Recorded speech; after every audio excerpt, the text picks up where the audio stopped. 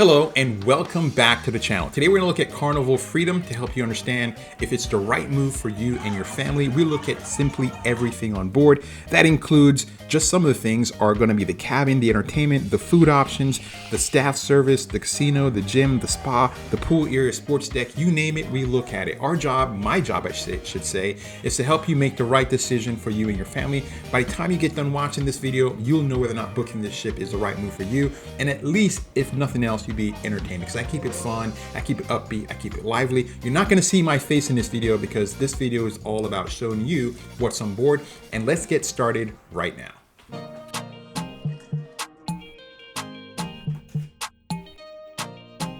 Let's start off by talking about the boarding process. And the boarding process was relatively easy. From the time I left my car until the time I got on board was about maybe 35 minutes. The only challenge was that Carnival kept on checking my boarding pass at least maybe a dozen times. So that's one thing that you should know. You got to print off your boarding pass because they want the actual hard copy. They're one of the few ships that actually want to see the hard copy. But outside of that, it wasn't an issue at all.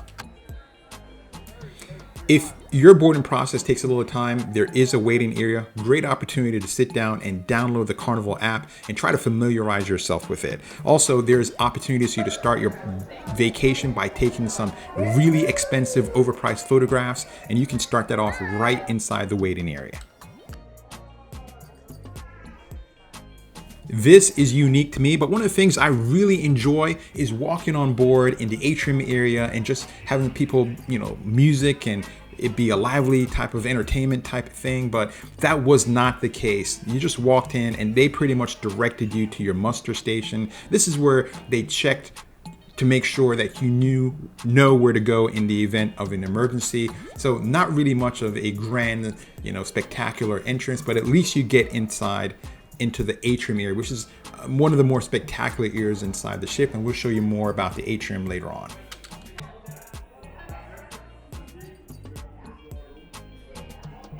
If you want to save some money, something to note is that Carnival does allow you to bring sodas on board. So I saw lots of people walking on board with 12-ounce cans of sodas in huge cases of 12 cans. So you can bring soda and bottled wine. I think it's one per adult on board. So that's something you can do if you want to save money. And I saw a lot of people doing that.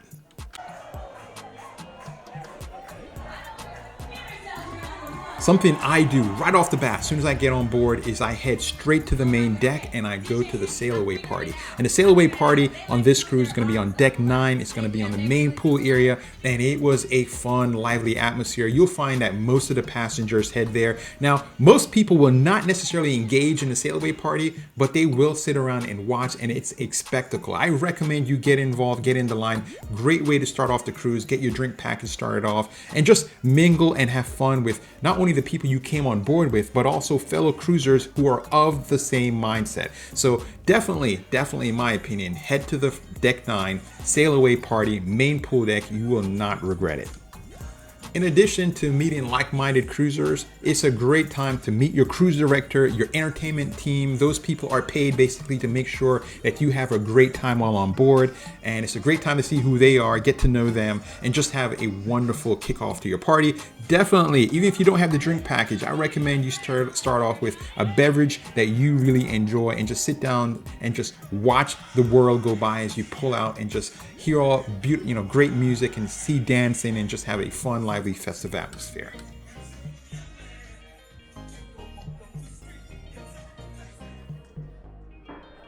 I was one of the first ones to get on board, and I saw a lot of people behind me bringing their full luggage with them. And I don't understand why people do this, especially if you're boarding early, because the reality is you're gonna be taking elevators and pulling your luggage around for a couple hours, because it's not until the early afternoon, maybe sometimes the late afternoon, that your stateroom is gonna be ready. So my recommendation to you is leave your luggage. Definitely check it to make sure that you're not stuck somewhere babysitting your luggage when you could be exploring the ship, especially on the first day. let's kind of reverse back and head back to the main atrium. That's where we started off the cruise. We entered into the main atrium. It's called the Millennium Lobby. It goes up several floors. In my opinion, it sort of looks like a spaceship. It has a lot of funky colors. It looks very retro. This is an older ship, so the design is not necessarily going to be very contemporary or modern, but it does have an old retro feel to it. I can't say I really loved the design of the main lobby. Talking to some people, they also agreed they didn't love the design, but it was clean, it was functional. The centerpiece is going to be the elevator shaft, and it has a big bar there, and there's lots of entertainment that happens in the main lobby. We'll come back to this a little bit later, but it is a nice grand space. It's the nicest space on board the ship, on the interior portion of the ship, and it's a place where people gather. It's the entrance to the restaurant. They have guest services here, so a lot of things happen here in the main lobby. So it's definitely a central hub, and we'll get back to some of the things that you can see and do in the main lobby a little bit later on in the program.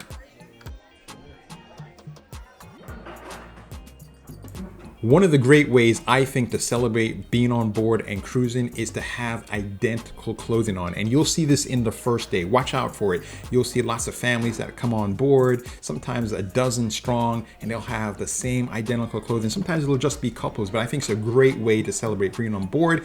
I do it on occasion, especially if I'm cruising with first-time cruisers, families, or friends.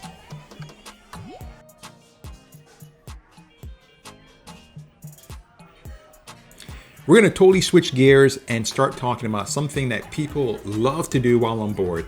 Probably the number one thing that people like to do while on board a cruise ship, and that is to eat. And most of the time, they're going to do so in the main buffet. The main buffet is located on deck 9, and it's a huge buffet, and it has an assortment of different types of food that's all included with your cruise fare. And when I look at the food on board, there are two criteria that I look at the most, and it's going to be the quality of the food, how well does it taste, and also the variety.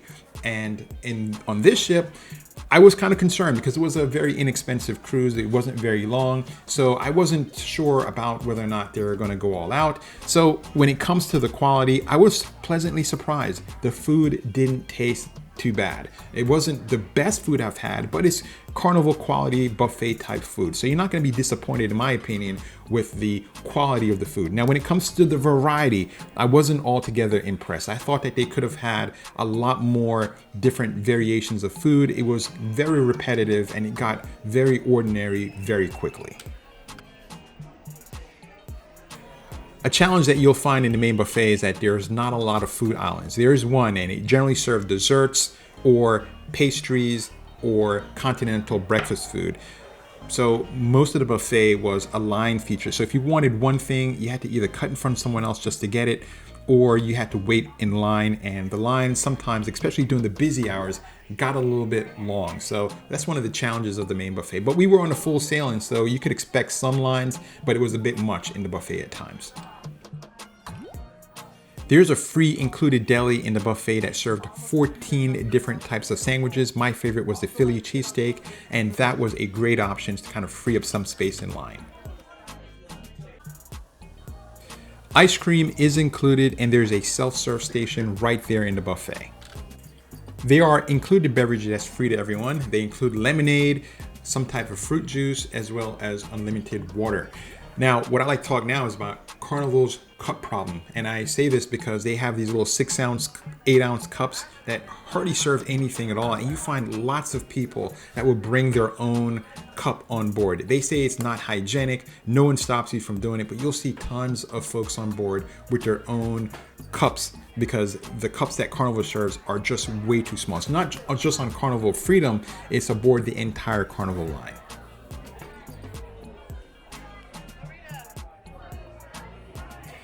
Sanitation is an area I felt that Carnival dropped the ball on. I didn't feel like it was a big deal.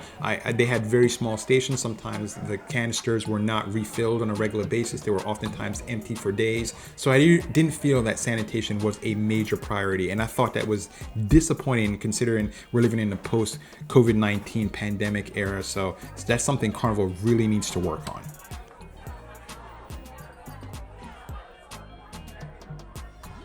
If you're not happy with the food in the main buffet, then you do have option. And the number one option by a mile is going to be Guy's Burger Joint. It's located right outside the main buffet and also next to the pool. So it's a great location and people love this. It's not just on this ship, but it's on ships all throughout the Carnival brand. So it is going to be a definite number one winner. Now, right across from that is going to be BlueIguana Cantina, and it's serves Mexican food, also a fan favorite. Not as good, in my opinion, as Guy's Burger. That's a personal choice on my end, but people love that choice as an option. So definitely, you're gonna have two winning choices in alternative food choices.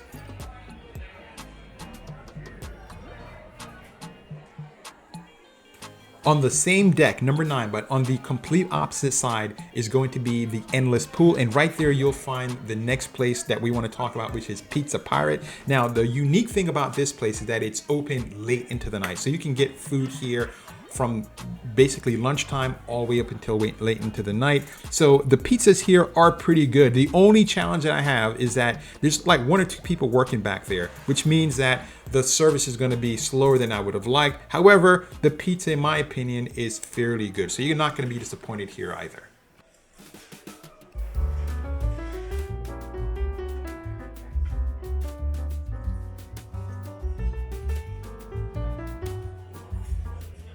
Let's switch gears, still talking about food, but we're gonna head into the main dining room. And there are 2 dining locations that you can eat. There's going to be the Chic restaurant, and that's located dead smack in the middle of the ship. And then there's the other dining place, the main dining hall, and it's towards the back of the ship. Now, here's a pro tip.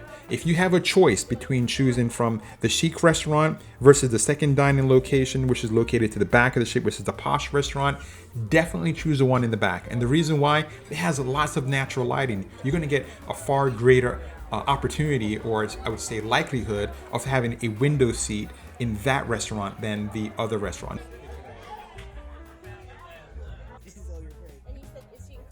If you're wondering about the food in either one of the restaurants, they're identical. So you're not gonna win one way or the other when it comes to food. It's just gonna be ambiance, location. I think the back restaurant is better. That's my own personal choice, but you make the call. I'm just giving you the information.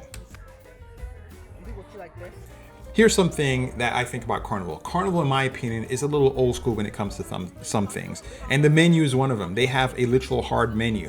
A lot of ships are going towards digital menu where you just scan a QR code with your phone and then you can look at the menu and order what you want. Carnival has that option, but it does kind of push, in my opinion, a hard menu, which is okay for some, but it's just, in my opinion, a little bit different. Now, what you just saw right now is a lot of different foods that were being shown, and these are all the different foods that are served in the main dining hall. The main dining hall, in my opinion, serves pretty good food. They have the variety changes every day, so the menu is different every day. There are some items on the menu that are upcharged, like lobster and steak, but for the most part, you're gonna get a pretty good value for your money. There is a specialty restaurant on board. We'll talk about that in a little bit later on, but in my opinion, no need to go here because the food in the main restaurant is that good. When it comes to staff service, it's gonna be hit or miss. We had anytime dining, which means we can dine anytime we want. And that means we also got a new waiter almost every time we sat down to eat. And overall, I can tell you that the staff service is pretty good. Sometimes you'll have a waiter that's a dud, they're new. The biggest challenge you will face is a language barrier. But outside of that, the staff service is going to be pretty spot on. If you have a fixed dining time, I think that's the better option to go, especially if you want an elevated service. They're gonna know your dining preferences, they're gonna know what drinks you want, whereas you have a new waiter, they have to learn all that stuff. And sometimes they know that maybe the tip is not gonna be as good. So I think if you want better service, definitely get a fixed dining time. However, if you want more freedom and flexibility, go with the anytime dining. One of the challenges I had with the anytime dining is that oftentimes when I showed up, I had to then turn around and wait an additional 10 or 15 minutes before I actually got seated. And also when it came to like the service, I thought the food was a bit slow. I like the dining experience to sit down and enjoy myself and just have a great time with the ambiance and talking things over with my family. However, it was noticeably that the food service was slow, but that could just be my sailing. Your sailing could be completely different. If you're familiar with Carnival, you know that they'll do some type of celebration where they'll dance and they'll get on top of the tables and they'll dance to music. You know, for me being a seasoned cruiser and I cruise all the time, it gets to be a little bit dull. But in talking to other people, they really enjoy it. They get into the whole mood of it all, and they clap and they dance and they love it. But you know, you're gonna either love it or hate it. Interesting to know what you think in the comment section. But again, for me, just having sales so often, it's kind of redundant.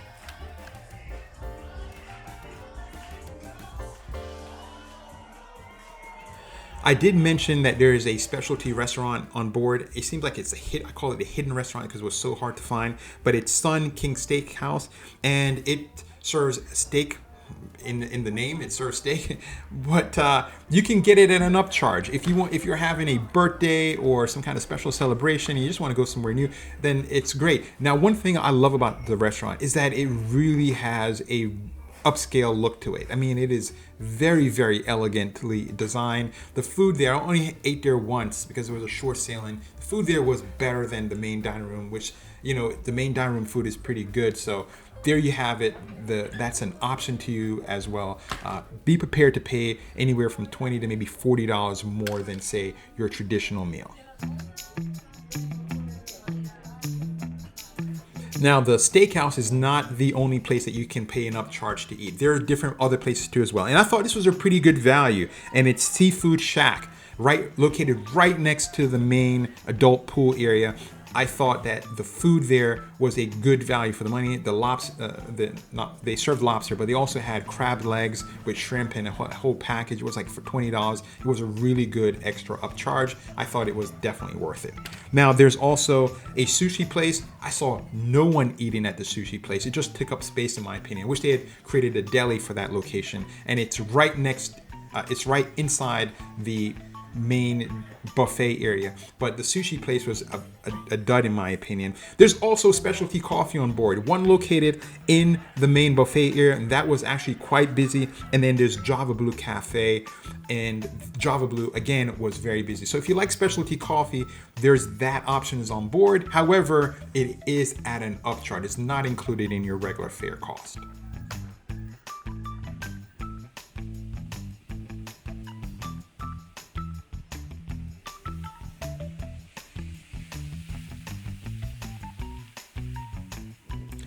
Now we're switching gears and we're going to head to the main pool area. The pool area, in my opinion, for a ship this large, and there only are 2 pools on board, it's kind of a small pool. However, I love the area surrounding the pool. You have places that you can eat, you have bars, and you have a huge seating area where you can be on the pool. You can also participate in the slides and the water park. So I love the design of the pool. And then this is a classic design for some of the older Carnival ships, and this is an older Carnival ship. But the pool area, I love the design. It's just great seating, especially if you want to sit out in the sun, and especially if you also have a family, you want to keep an eye on people. You know, you don't have to go running around the ship. You can pretty much almost see the entire space from anywhere on board. So that's one of the things I love about this pool area. For the main pool area, there are 2 whirlpools, and they're mostly going to be occupied by little kids.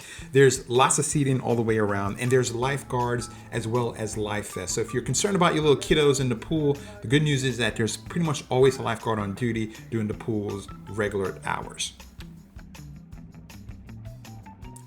There are 2 water slides on board. They each give you a little slightly different water slide experience. I thought that was great. The thing that you will probably not like, especially if you have kids, is the water park. The water park, in my opinion, is absolutely tiny. There's a bucket that dumps water. I mean, that's a nice feature. A lot of water parks have that. Kids love it. But it is a tiny little space. So if you have kids and there are, you know, the pool deck area is going to be great to some aspect, but because of the size of the ship, and it's just not necessarily probably going to be very wow factor. It doesn't have the wow factor for sure. It's a very small area. If you have kids, you're probably going to be disappointed with the pool area experience, especially when it comes to the water slide. Not the water slide, but the water park, I should say.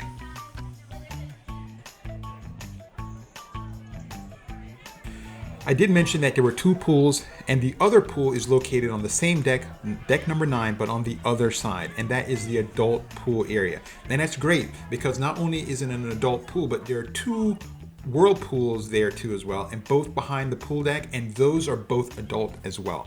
So if you want an adult experience that you can kind of get away from the kids, then this is a great space. Now it's an open space, so kids can come and they can sit on the loungers and on the chairs and be in that space, but they can't necessarily be in the water and they can't be in the whirlpool. So that's a great feature, especially if you want to get away and just have a more, again, adult experience. Let's talk about seating around the pools. They're going to be, if you want to be right next to the pool, then you're going to have to get out pretty early and reserve your seat. Most passengers put a towel and clip it on a chair, and they also put a personal item to kind of guard their spot. They do so starting around 7 o'clock. By 10 o'clock, most all the spaces right around the pool deck are pretty much gone. In the middle of the daytime, you can forget about it. But the pool area, you are going to be surrounded by pool decks, chairs, and the chairs, again, more coveted chairs, are going to go pretty quickly.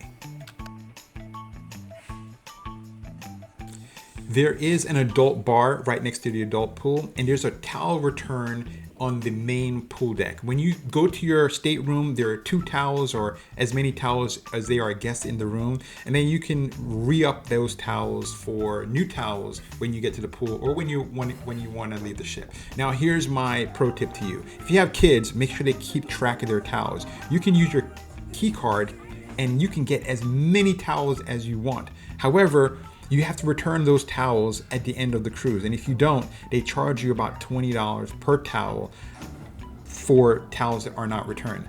I'm telling you this because my kids didn't return a few towels. So don't get caught up in that. Make sure if you have kids, they return all their towels.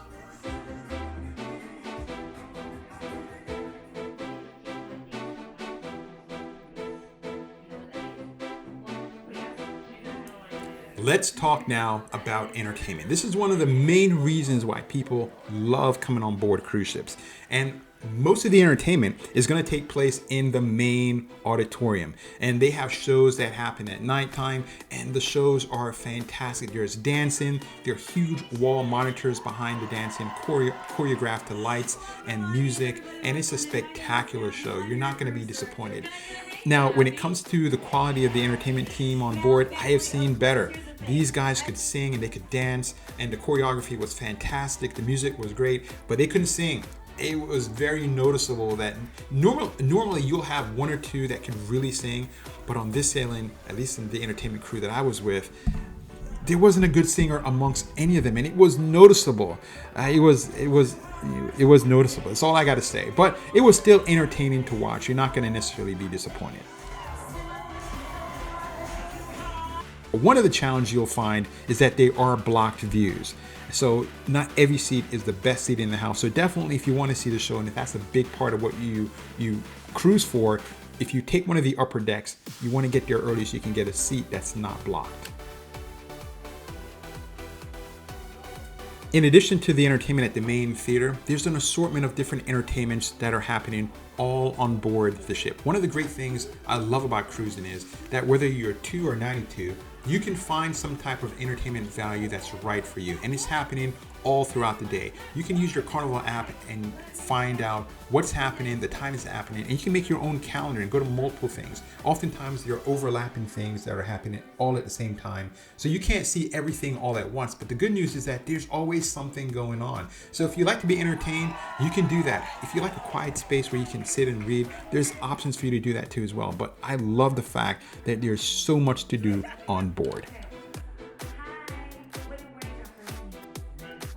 Now I'm just going to take the time now to talk about some standout entertainment options that are available, and it's the pool deck entertainment comes in at number 1 for right now.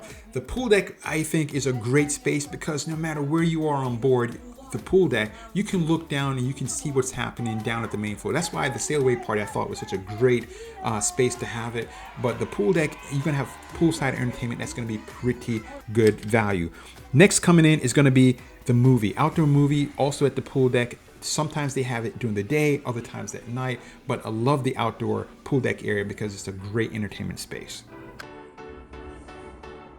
When it comes to hit or miss type of entertainments on board, karaoke is usually always the hit for me, because whether you can sing or you can't, it's fun to see people try, and you'll be entertained with people who can't sing because they're singing their hearts out and they're just making a fool of themselves, and those people out there who can really sing and they go up there and it just blow you away. So no matter if they can sing or can't sing, I find there's entertainment value to be found. Also, there's a nightclub on board. However, I really didn't feel that the nightclub was a good entertainment value. Most people didn't want to dance, and it was just empty floor space, and it was just, in my opinion, a waste of time. There's lots of small bands on board. The challenge I found on this ship is that the venues that they chose were either going to be the main Atrium, which is great entertainment space, or a spot right in the casino. So for me, great small bands, but I wish they had chosen a lot more different venues where they could entertain. But you're going to find a lot of small bands on board, and entertainment is usually going to be in musical format, not a lot of like feats of strength or things like that. So, but the small bands I found were pretty good. They're going to be hit or miss because the bands travel and move around, but it's good entertainment value there too as well. Carnival usually does a great job at entertainment, especially when it comes to comedy, and this was no exception. The comedians on board were absolutely exceptional. They had me laughing from the time I sat down until the time they ended their performance. It was one of these kind of entertainment values that you were like, yeah, I just want to keep it going. But it was just they did a phenomenal job. Carnival, good job. Hats off to you when it comes to comedic entertainment. There is a sports court on board. If you love sports like basketball and pickleball, there's opportunities for you to play that. But that's all there is, opportunities. Basketball, you're not going to have a problem. However, with pickleball, it's a small court. So if you like having that full pickleball experience, you're going to have to probably taper your expectations. The pickleball, people really love it. They bring their own rackets and they were playing as often as they could. But again, it's only one court and it was very small. Right near the sports court on the next level up, you're gonna have a mini golf experience, and the mini golf here it looks like a absolutely brand new course. It was in really tip-top condition. I don't think people realized it was up here because it wasn't very full, but you definitely is a good experience. All of this is included, by the way. You don't have to pay for any of this extra, and it was a very good not pickleball, but mini golf course on the upper level. There were other table games available on board. The only challenge I had was that they were so spread out that you had to really search for it. And there was no central area where everything was like move from one game to the next. You had to move from one game and walk halfway across the ship to have another type of experience. So there are table games available, but again, very much spread out. So that's something that you're probably not gonna like. There is a well-equipped arcade on board, which is great because if you have a sea day where it's raining or you're in port and you can't get off and you want something to do and you can't go in the outside area, it gives you an inside space where you can have lots of fun. The challenge with the arcade is that it's about $2.50 per game. So if you have little kids, they can go through a lot of money very quickly. So you definitely want to budget them accordingly and limit how much they can spend on their key card. What I saw quite often on board was people playing their own card games. They brought their own cards with them, or board games or table games. Oftentimes Carnival provides these games, and they did on this occasion, but they are oftentimes missing crucial parts that you need in order to have fun with the game. So bring your own if you want to have a table game, card game type experience. And I saw lots of people on board doing just that.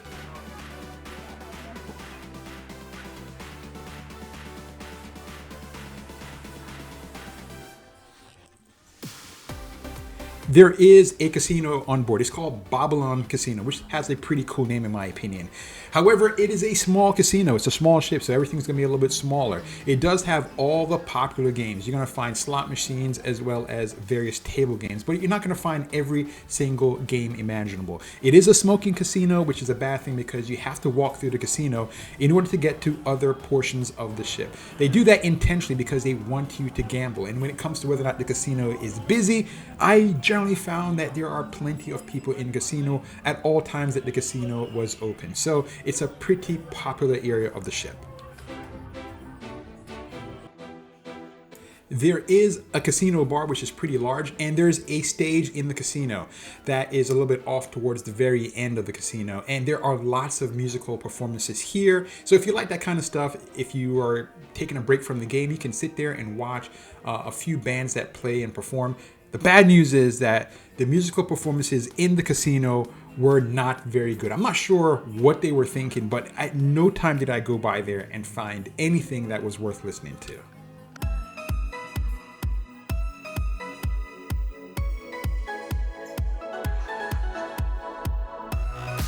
As you can see from all the things that we have talked about, there are tons of things to do on board the ship. And again, if you're 5 or 95, there's something for you to do on board, a way to keep you busy, entertained, and active throughout the entire day. However, not everybody who's on a cruise ship likes being on a cruise ship for 7 consecutive days. So some people, 2 or 3 days is about as much as they can stand. And for those people who like to take a break and get off the ship and put your feet on solid ground, the good news is that no matter what cruise ship you embark on, it will stop somewhere.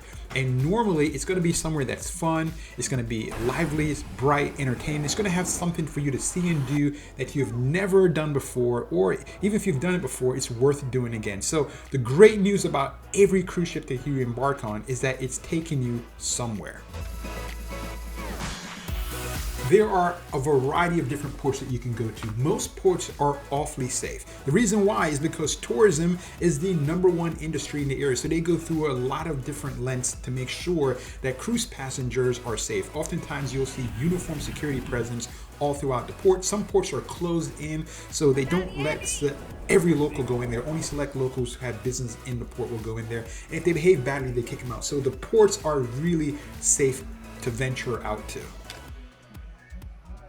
Now, when it comes to excursion, you have 1 or 2 choices. You can go at it by yourself, or you can select to do an excursion with the cruise package. The good thing with the cruise is that they're generally not going to leave you. And if there's a problem, they can communicate directly with the ship and sort through that problem. And they at least know in advance that there's a problem and send resources to help. However, if you go at it on your own and you get back to the port before the departure time, or after the departure time, I should say, the ship will very likely leave you. So if you are going to do it on your own, you're going to save a lot of money. That's the incentive for doing it on your own. But just make sure that you build in enough time to get back to the port without having been left behind.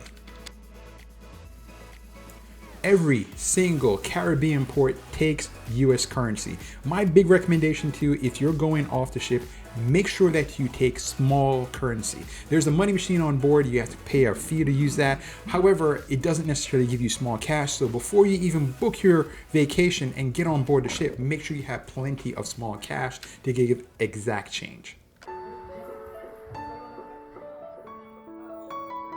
Almost everything I've talked about so far has been a little bit of a high adventure. It's, dancing, it's fun physical activities. I'm just going to take it down a notch and talk about some maybe the softer side of cruising. Many people go on board, my wife to be one of them, and they want nothing to do with all that round the clock activity. The good news is that there is a spa on board, and the bad news is, in my opinion, sort of expensive. However, it's a great way for you to relax. If you plan on doing multiple things, I recommend you get the package. You'll save yourself money in doing that, and get it early. Not that they ever really sell out. I never heard that really to happen, but it can get kind of full.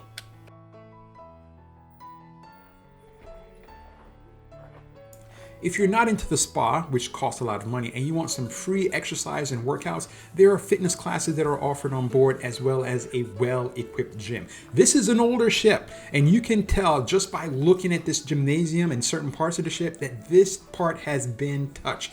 The equipment here is brand spanking new flooring, new environment. It really stands out as one of the shining parts of the ship that really shows exceptionally well. This gymnasium is spectacular. There is a bike riding, I guess it's a bike riding course. I've never seen anyone use it, but they do have that too as well as free weights, elliptical machines, and cardio type machines. It is a well-equipped gym. While I was sailing, I never really saw the gym full. I don't believe there's any time limits on any of the machines. However, if the gym is full, there is a small, and I do mean small, jogging track on the very top end of the ship, right around the mini golf course.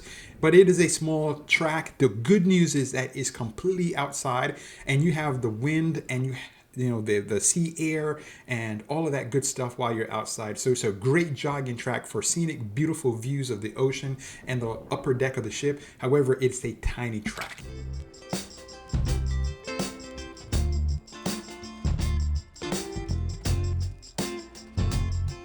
What many folks don't realize is that the amount you pay to get on board the ship doesn't necessarily cover all their fees. That means in order for them to break even or even make a profit, they have to get money from you in other ways. And one of the ways that they do that is by shopping. And you'll find stores on board that offer a variety of things: perfumes, watches, alcohol, clothing, all sorts of stuff. I personally love to buy the clothing on the last day because you can get 2 shirts for like $25. Usually have pretty good deals, and they're usually on the last day of cruising. But there's a ton of things that you can buy on board in the various shops located all throughout the ship.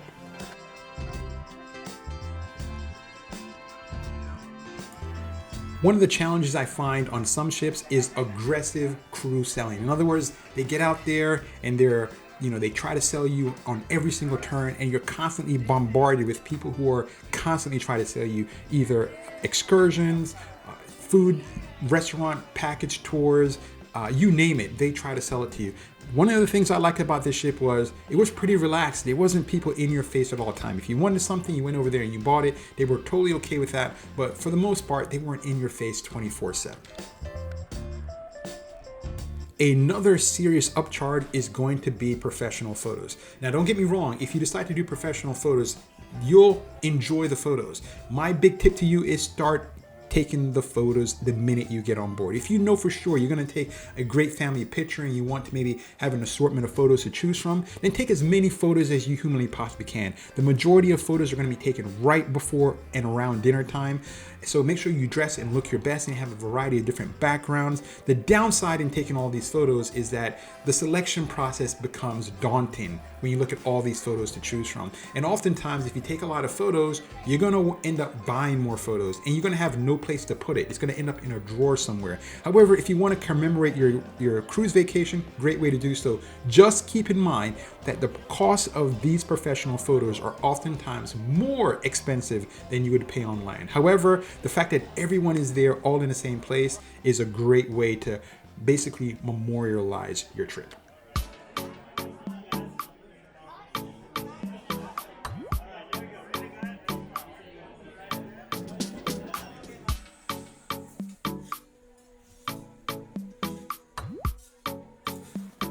The number one way that cruise lines get additional revenue from passengers is through the drink package. So you have to make sure that if you're buying the alcohol package, it's right for you. They allow up to as many as 15 drinks per day. However, in order for you to break even, you have to drink as many as 10 drinks per day. Also, keep in mind that if you have more than one adult in your stateroom and one wants it and one doesn't, you have to buy the drink package for all the adults in your stateroom. So before you get on board, do the math and make sure it makes sense. Also, if you're gonna buy the drink package, do it before you board the ship. This is one of the ways that you can actually save. It really is more expensive doing it on board than if you were to do it ahead of time. Here's a few considerations to keep in mind if you buy the drink package. You're going to more than likely go to an island. If you get off the ship and go to an island, the drink package doesn't work on an island. Also, if you go to the cruise island, sometimes they'll allow it to operate, sometimes they won't. You have to make sure where you're going and whether or not the drink package will work there. If you have ever seen a Carnival commercial, you'll know that it says it's the fun ship. And oftentimes you'll see adults and kids alike having fun. So if you're on board a Carnival ship, it's a family cruise line. That means you're going to find lots of kids on board having a great time. The good news is that there is a place called a Serenity deck. And this place was, in my opinion, pretty deserted because I think a lot of adults didn't realize it was there and they could they didn't really have the opportunity to use it to its fullest. However, I'm telling you right now, there is a place on board called the Serenity's deck that you have to be 21 years or older in order to be a part of it. It has its own whirlpool, a bar that was open not as often as I would like, but it has these comfortable, lush lounges. The nicest loungers on board are in the Serenity Zone. So it's a great place to break away, get away from kids, and just have some adult time together. As I mentioned earlier, Carnival is a kid-friendly, family-friendly cruise ship. If you have kids that you plan to bring on board, I think that's a good idea. Now, we talked about the water park earlier, which is not necessarily well equipped. However, there are kids club on board for kids of varying degrees, varying ages.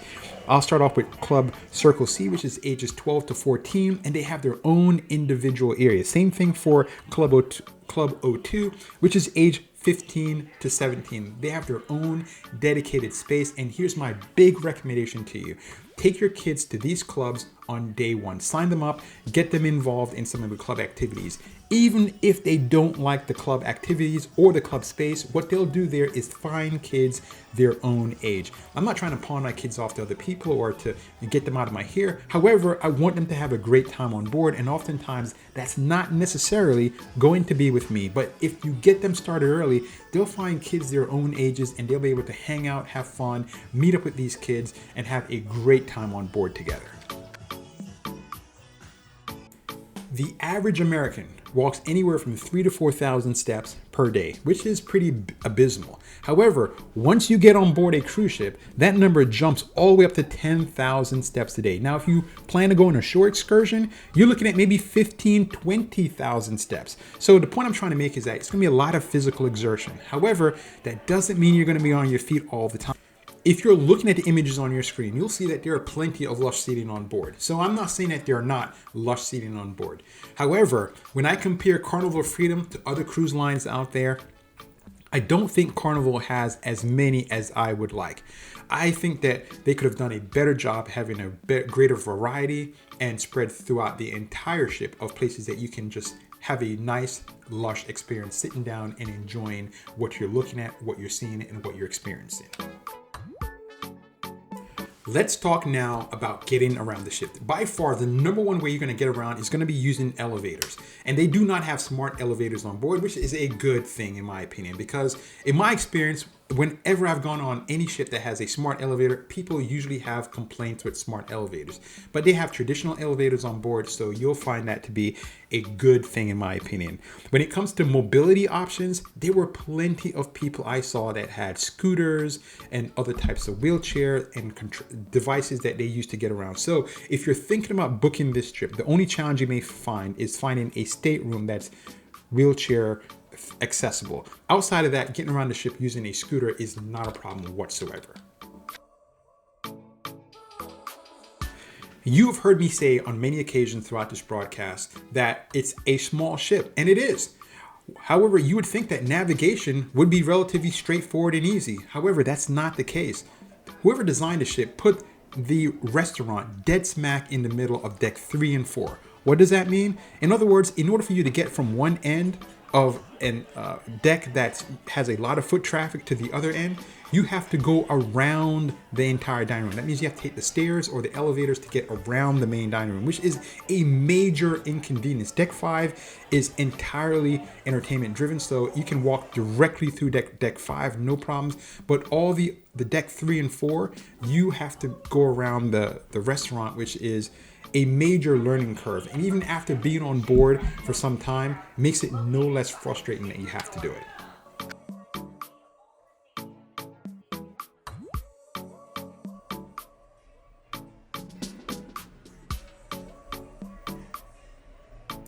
If you want internet, there's internet available on board. And a lot of people I don't think realize how addicted they are to internet. They touch their phones as many as maybe 2,000 times per day. So not having it on board is going to be a shock to the system. So you may want to think about getting one of the smaller internet packages. The only problem with the internet is that it's going to be very expensive. You're looking at paying as much in one day as you would almost for an entire month. So internet is available, but you can save yourself some money by simply downloading shows, movies, podcasts and other things that you would listen to while on board on your phone. That way you can have some type of entertainment, games especially, so you can kind of like kill some of that free time that you may have in between waiting in line or eating food and things like that. So think about the internet package, but just realize it's very expensive.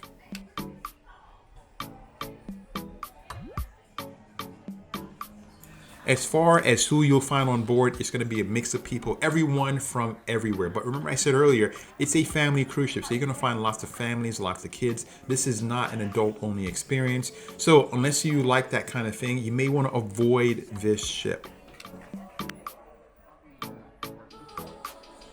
The next thing we're going to do right now is the cabin tour. Show you exactly what your living quarters look like. I tend to be the kind of cruiser that comes to my cabin, unpacks, and I disappear pretty much for the rest of the entire cruise.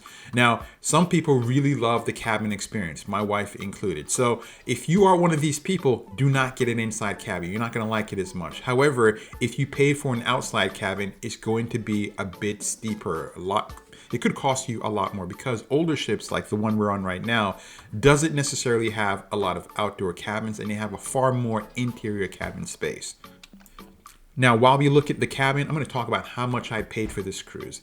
This is an older ship. So more than likely, if you're sailing on board the ship, you're going to get a better deal than you would if you were on one of those mega ships or a newer ship. That being said, is it worth the bang for the buck? If you're looking at where you're going to see the age of the ship, cabin usually is where it ends up showing up. But my cabin was in pretty good shape, so I was very impressed. The hallways tend to look like they're really well too as well. We talked about the gym earlier. The gym has been retouched, and the main entertainment theater, that looks spectacular. However, you're going to see the age of the ship throughout the rest of your voyage. However, that doesn't mean you're not going to have a good time.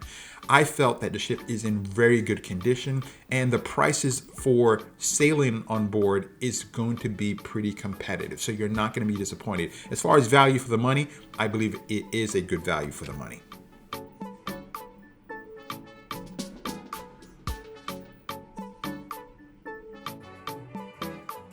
There's more to come. However, if you're still watching this far, that means you're likely getting some value from this program.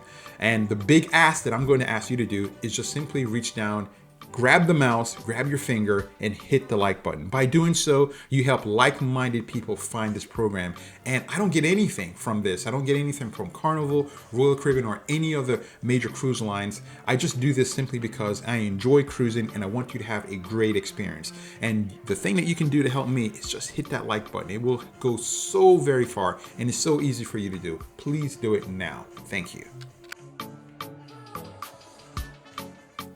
A lot of sailings for this cruise tends to be short, and the short sailings tend to be problematic. You may look on the internet and see lots of videos about people acting wild and crazy and there being fights on board. And the reason why is because the ship leaves out on a Friday, so people take off work on Friday.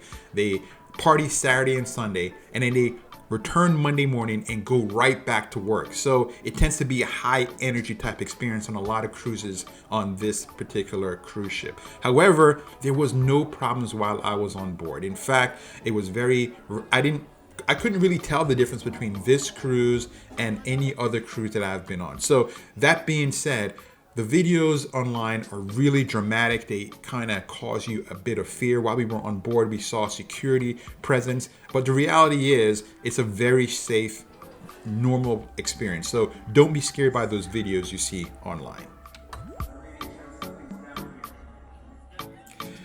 Now let's switch gears and talk about the staff service. The staff comes from pretty much everywhere around the world, mostly third world countries in Southeast Asia. So you're gonna see folks who haven't seen their families in months at a time. They work 7 days a week for long hours for months at a time. So what does that mean? That means that they are really hardworking people, and sometimes they lose their patience. I strongly recommend that you exercise some degree of patience with them. They may not be able to be happy and thrilled that you're on board all the time because you're working all the time. They're missing their families, special occasions, holidays, birthdays. But however, their service was, in my opinion, exceptional. They were always cleaning, making sure that my needs were satisfied. So I thought the staff experience on board was really spectacular. So hats off to the staff. Don't forget at the end of the cruise to tip them accordingly. I always try to help folks understand if cruising on board a vessel I'm reviewing is worth your time and money. Time is very valuable. Some people say time is money. I tend to be one of those folks who agree, because if you're taking off work, that means that's money you could have been making, but you're not. And also, if you're spending money, you want to make sure that you're spending money on the right cruise for the right experience. Based on the price of this cruise, I've already said it's a good value for the money. Is cruising on board worth your time? In my opinion, it absolutely is. I believe that the price reduction matches the quality of the experience that you receive on board. So in my opinion, they win on both accounts. I think that it will be a good value for the money, and I also would recommend this vessel. Thank you for watching. Have a great time, and thanks for being a part of Let's Go See It.